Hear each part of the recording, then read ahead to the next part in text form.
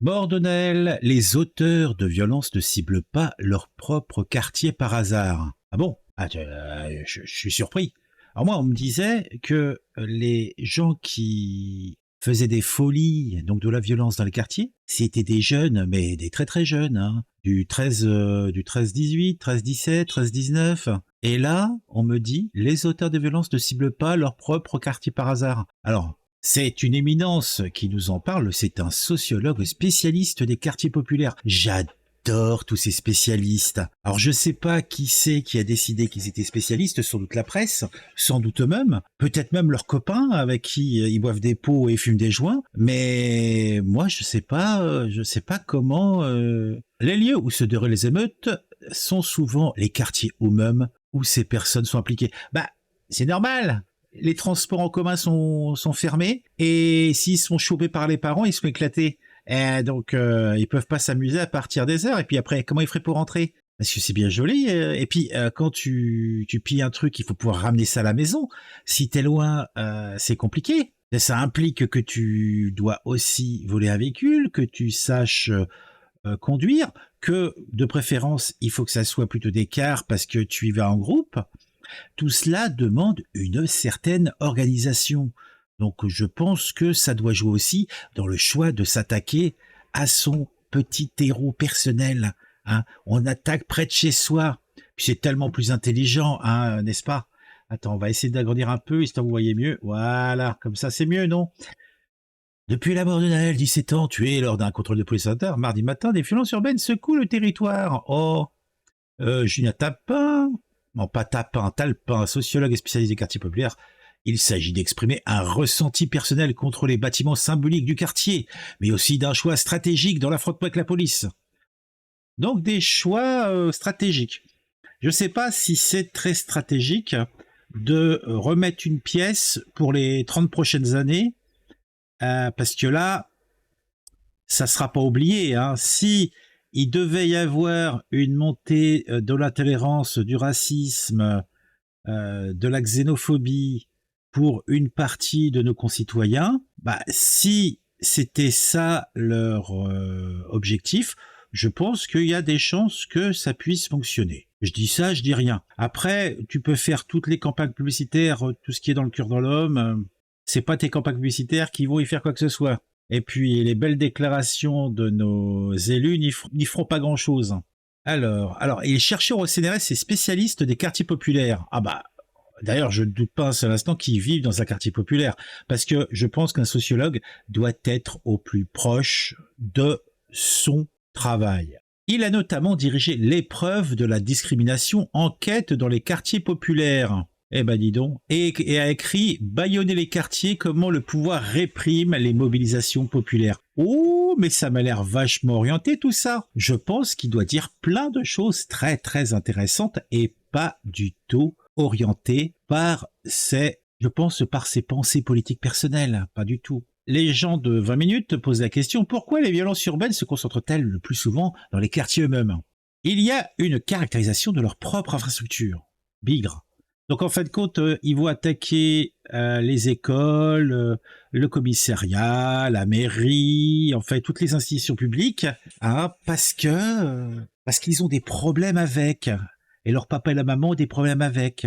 Donc en fait, pour résumer, tout ce qui est considéré comme une injustice, parce que on leur refuse peut-être de traverser des clous. Ah, justice, faut cramer les bagnoles de flics. On leur refuse peut-être de manger ce qu'ils veulent à la cantine. Allez, ouais, cramer l'école et la mairie. Allez, hop, hop, hop, hop. Il passe pas la musique qui me plaît à la médiathèque. Allez, on crame la médiathèque. Bon, c'est un peu court comme pensée motivatrice. On trouve aussi beaucoup de supermarchés pillés. Oh, ce n'est pas totalement nouveau, mais on peut mettre cela sur l'inflation. C'est marrant. Donc, en fait, ce sont les seuls qui ont des problèmes pour acheter leurs courses, qui ont des problèmes financiers. Eh ben, dis donc, ça doit cramer partout tous les jours. Hein. Alors après, donc qu'est-ce qui est pris pour cible? La boulangerie haut de gamme, les magasins bio, les boutiques de luxe, bah, peut-être aussi c'est parce que dedans il y a des choses qui sont financièrement intéressantes, monnayables, hein. Ah, je te raconte pas sur le Bon Coin tout ce qu'il va y avoir à vendre, hein. Ça va être fou, il y aura des affaires à faire, hein. Ces établissements représentent une transformation sociologique de ces quartiers. Bah, ça c'est plutôt une bonne chose à la base. Ça veut dire que ça se simplifie d'une certaine façon, que ça devient normal, un quartier comme les autres. C'est ça qui est l'objectif après tout. Que ça soit plus mis à l'index, mis à part. Plus il y a des boutiques de luxe, plus il y a des boutiques donc sur des trucs un petit peu luxe, hein, tout ce qui est bio et compagnie, ça veut dire qu'il y a une augmentation du pouvoir d'achat local, et ça me paraît plutôt une bonne chose, mais a priori, pour ces gens, ça serait pas bien, donc il faut les détruire. Bah, c'est clair qu'après, ils vont peut-être hésiter à refoutre une boutique, mais bon, on va savoir. S'il y a du pognon à faire, ils reviendront, hein. Il faut donc sortir de cette image d'émeute totalement chaotique.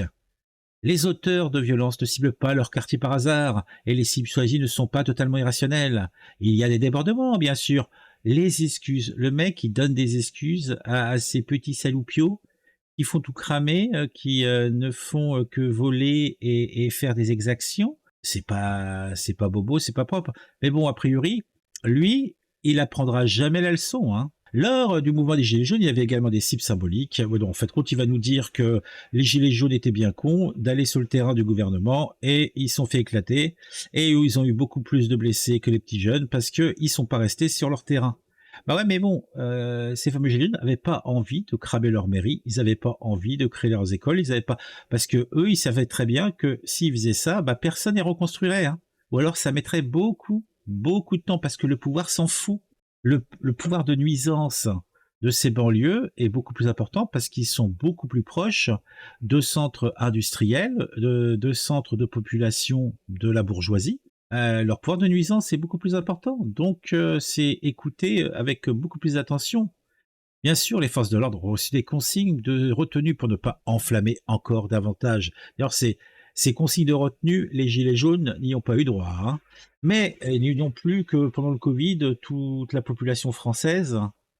Mais bon, vous remarquerez aussi que justement, pendant cette même période du Covid, dans ces fameux quartiers, euh, les règles étaient toutes relativement suivies, hein. Mais ces faibles nombres de blessés chez les jeunes des quartiers populaires vient aussi de leur connaissance accrue du terrain. Ah bah oui, ce sont des jeunes qui sont qui ont fait tous des formations commando. D'ailleurs, c'est dans le statut de base du petit pourvoyeur de drogue. Il doit faire un petite reconnaissance. Et ils sont tous Yamakasi, tous ninja et tous commando, hein. Par nature, c'est fait pour ça.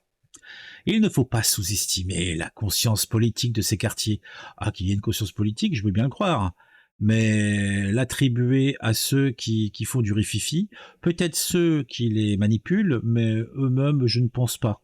De nombreuses vidéos sur Snapchat ou encore Instagram sont partagées sur ces violences urbaines, avec chaque fois les lieux où elles sont perpétrées. Y a-t-il pas une compétition sur les réseaux sociaux à vouloir être le quartier où ça flambe le plus? Sans doute, on ne peut le nier.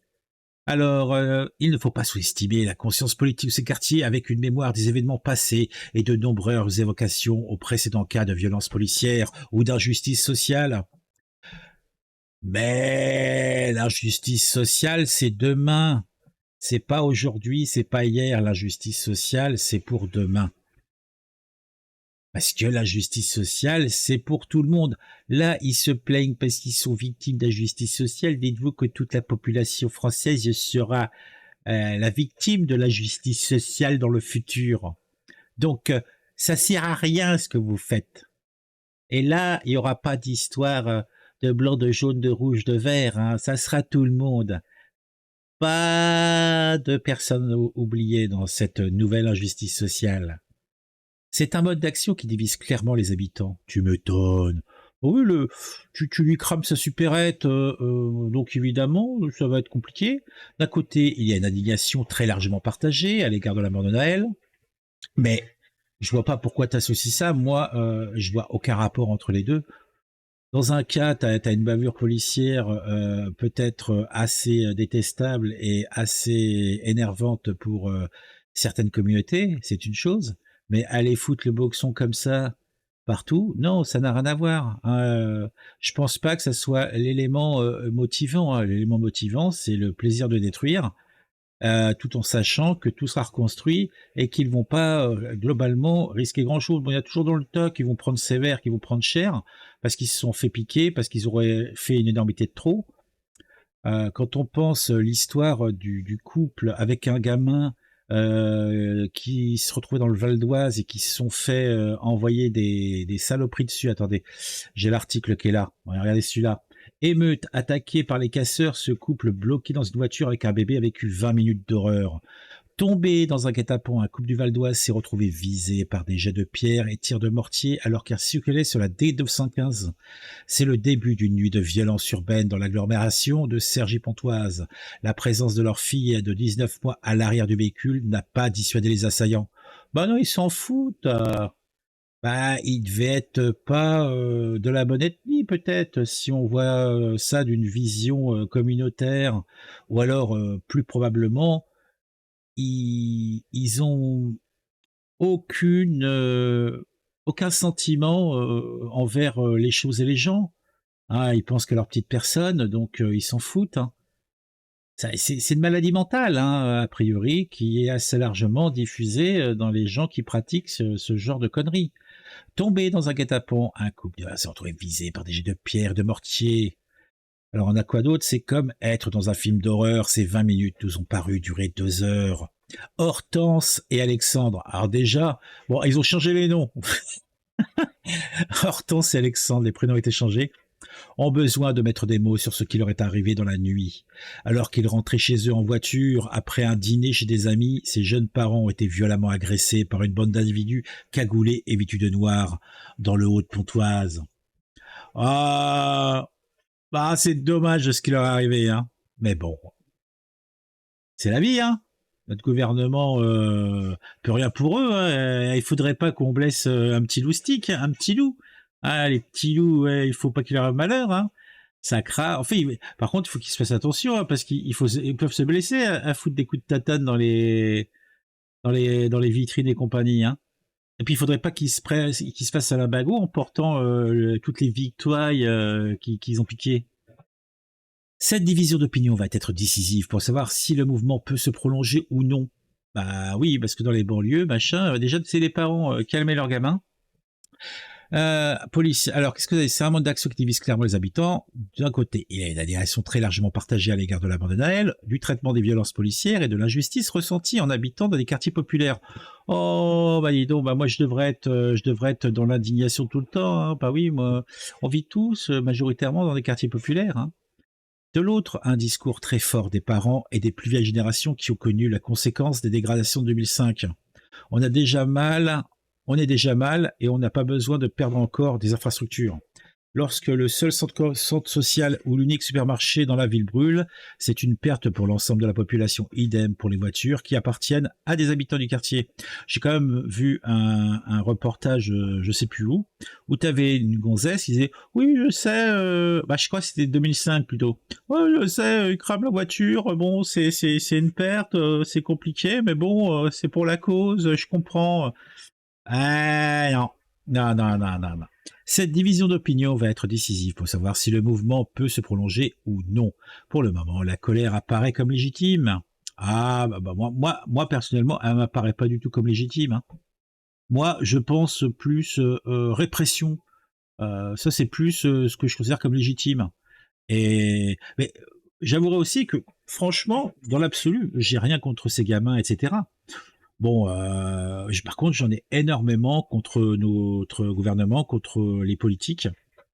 J'ai vraiment l'impression que on a une bande de pleutres qui ne pensent qu'à leur prochaine réélection et qui n'ont absolument aucune considération pour leurs électeurs, qui n'ont aucune considération pour la population, que cette population est une population corvéable à pressuriser fiscalement, mais quand il y a des choses à faire pour que justement les choses soient calmes, eh bien là, il botte en touche. Tout ça parce que il ne veut pas perdre la chance d'être élu par des actions un petit peu trop vigoureuses. Donc là, on se retrouve avec le maire de Léo-Rose qui a failli se faire éclataxe, comme dirait Consul Pinzen, et il y a du vrai, quoi. Mais si les cibles de cette colère impactent trop les habitants des quartiers eux-mêmes ou sont considérés comme essentiels, il y aura de plus en plus de divisions. Ah ouais, faut pas toucher à la CAF. Oh là là là là, touche pas à la CAF. Ah malheureux. Là, d'ailleurs, je pense même qu'il y avait des équipes qui étaient là pour empêcher qu'on attaque la CAF. Parce que là, si la CAF, s'il faut faire 30 bornes pour aller à la CAF la plus proche pour pouvoir déposer les dossiers, oula, dangereux, quoi. Il faut pas toucher à Internet non plus. Hein. Ah, vous remarquerez qu'ils arrachent pas les fils. Hein. Ah, ils arrachent pas les fils parce qu'ils veulent continuer à avoir Internet. Hein. Et les antennes, ils sont pas touchés non plus. Hein. C'est marrant. Hein. Il y a des choses qui sont essentielles. Et là, ils sont plus cons. Là. Ils essaient pas de couper l'électricité aux ces conneries-là. Non, si vraiment tu veux qu'ils ferment leur gueule, bah c'est gênant pour les habitants, mais tu coupes l'électricité, quoi. Tu fais l'électricité genre de 18h à 21h, et puis après, plus d'électricité. Ouais, bah ouais. Bon, par contre, à l'extérieur, tu rajoutes quelques lampes aussi, mais bon. Ah non, sérieux. Bon, allez, bon, de toute façon, cet article est une hérésie. Il me donne envie de proposer à excusez-moi, Julien Talpin, de fermer sa bouche et de continuer à faire ses études au CNRS sans nous la bailler belle. Parce que je considère qu'il dit beaucoup de bêtises, qu'il a une orientation politique prononcée et que c'est un triste cire. Dites-moi ce que vous pensez de tout ça en commentaire. Mettez un like si vous avez apprécié cette vidéo. Si c'est pas encore le cas, vous vous abonnez, s'il vous plaît. Hein, s'abonner, c'est la bonne chose à faire. On active la petite cloche si on veut être mis au courant quand je sors des vidéos. Et on se retrouve très rapidement pour une nouvelle vidéo sur un sujet qui m'a intéressé et qui, je l'espère, vous intéressera aussi.